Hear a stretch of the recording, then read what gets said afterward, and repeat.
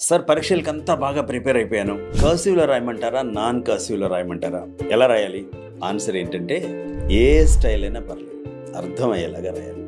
రీసెర్చ్‌లో ఏం తేలిందంటే bank employees, teachers చాలా kind hearted ఉంటారట. అప్పటి వరకు జీవితంలో ఒక్కసారి కూడా నాన్ కర్సివ్ రాయని ఒక కర్సివ్ హ్యాండ్ రైటింగ్ తెలిసిన టీచర్ మీ పేపర్ కరెక్ట్ చేస్తుంటే మీరు నాన్ కర్సివ్‌లో రాశారని మిమ్మల్ని ఏమి తప్పు పట్టరు. అర్థమయ్యేలాగా ఉంటే చాలు.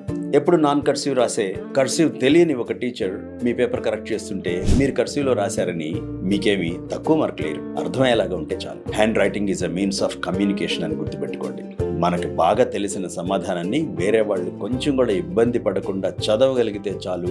ఏ స్టైల్ అయినా పర్లేదు. అక్షరాల మధ్య స్పేస్ ఎలా ఉందో చూసుకోండి. లైన్కి మధ్య గ్యాప్ ఎలా ఉందో చూసుకోండి. పదాల మధ్య ఒక్క లెటర్ గ్యాప్ ఇస్తున్నారా లేదా చూసుకోండి. So style of hand writing ఎప్పుడు సెకండరీ అవుతుంది. లెజిబుల్గా కొంచెం బ్యూటిఫుల్గా రాయగలిగితే విజయం మీ సొంతం.